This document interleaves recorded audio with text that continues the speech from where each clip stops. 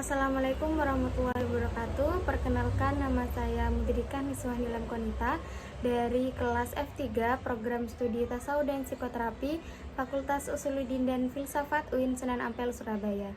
Video ini saya buat untuk memenuhi tugas dari mata kuliah pengembangan diri. Di video kali ini saya akan membahas tentang dua konsep penting yang seringkali menjadi inti dari keberhasilan sebuah tim atau organisasi, yaitu kepemimpinan dan dinamika kelompok. Yang pertama, kita akan membahas tentang kepemimpinan. Nah, apa itu kepemimpinan? Kepemimpinan adalah seni dan ilmu mempengaruhi dan memotivasi orang lain untuk mencapai tujuan bersama. Nah, di sini seorang pemimpin yang efektif itu gak hanya mempengaruhi, tapi dia juga menginspirasi timnya dan juga memberdayakan anggota timnya. Mereka memiliki visi yang jelas, integritas, kemampuan komunikasi yang baik, serta keterampilan dalam mengambil keputusan. Selanjutnya, dinamika kelompok. Nah, ini merujuk pada interaksi dan hubungan antar anggota dalam sebuah kelompok. Ini mencangkup bagaimana anggota kelompok itu berkomunikasi, menyelesaikan konflik, dan bekerja sama dalam mencapai tujuan. Nah, dinamika kelompok yang sehat itu dapat membuat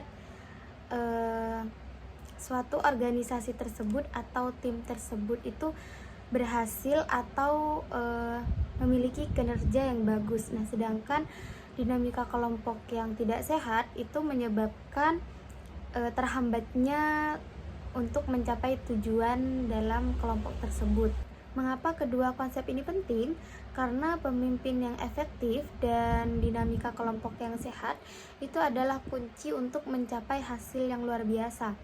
Tanpa kepemimpinan yang baik, sebuah tim itu bisa kehilangan arah, dan tanpa dinamika kelompok yang sehat, sebuah tim itu bisa tidak efisien atau terpecah belah seperti itu. Di video ini kita akan mengeksplorasi lebih dalam tentang karakteristik pemimpin yang sukses, bagaimana kita membangun dan memelihara dinamika kelompok yang positif, serta strategi apa untuk menangani tantangan yang mungkin muncul dalam kepemimpinan dan interaksi kelompok.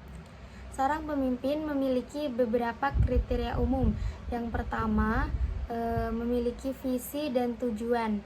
Seperti yang saya jelaskan sebelumnya, seorang pemimpin yang baik ialah dia yang memiliki visi dan tujuan yang jelas, yaitu dia itu sudah memiliki rancangan ke depannya untuk mencapai tujuan dari satu kelompok yang dia pimpin.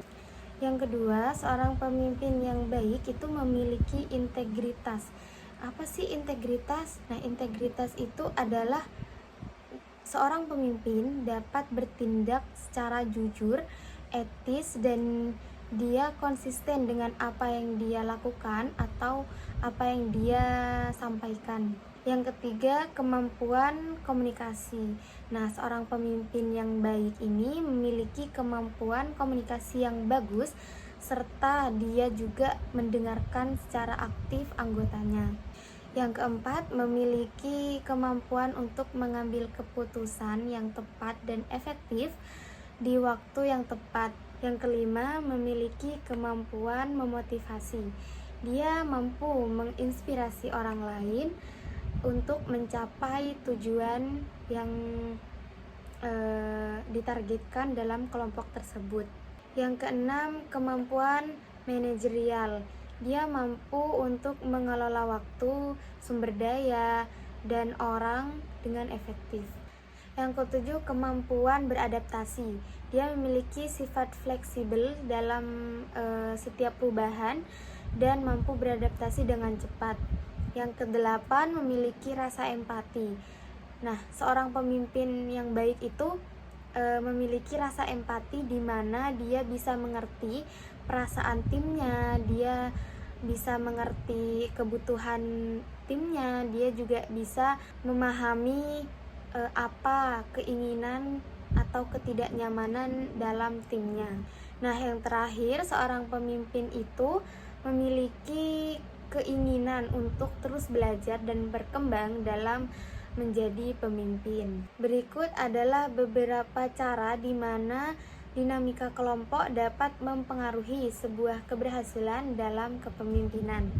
Yang pertama, dinamika kelompok ini membantu pemimpin untuk lebih mengetahui karakteristik, kebutuhan, dan motivasi individu dalam kelompok. Nah, dengan memahami dinamika ini, seorang pemimpin dapat mengelola anggota kelompok dengan lebih efektif, juga dapat menyesuaikan gaya kepemimpinan kelompok dan strategi manajemen konflik yang sesuai dengan kebutuhan individu. Yang kedua, ada dinamika kelompok yang positif seperti suasana yang baik, tekanan kelompok yang sehat, atau hubungan yang harmonis. Nah, dengan kita bisa menciptakan dinamika seperti itu, maka rasa persaudaraan antar anggota itu akan lebih meningkat. Nah, dengan demikian setiap konflik yang terjadi dalam kelompok akan terrealisasi dengan lebih mudah atau lebih efektif. Yang ketiga, ada struktur dan proses pengambilan keputusan. Nah, di sini peran seorang pemimpin ialah dia itu memberi ruang atau tempat yang nyaman untuk berdiskusi, memfasilitasi diskusi yang baik, dan mengarahkan arah diskusi untuk mengambil keputusan yang lebih baik. Yang keempat, konflik dalam dinamika kelompok. Tentunya dalam dinamika kelompok tidak luput dari sebuah konflik. Nah, dengan demikian, seorang pemimpin mampu mengidentifikasi, mengelola, atau menyelesaikan konflik tersebut dengan cara mendekatkan setiap anggota kelompok agar lebih memiliki rasa kekeluargaan. Yang kelima, dinamika kelompok berkontribusi dalam pembentukan norma dan budaya dalam organisasi. Nah, dengan demikian juga seorang pemimpin yang efektif mampu mengarahkan anggota untuk membentuk sebuah norma atau perilaku-perilaku yang lebih positif atau kegiatan kepada masyarakat yang lebih positif. Sekian dari saya, kurang lebihnya mohon maaf. Wassalamualaikum warahmatullahi wabarakatuh.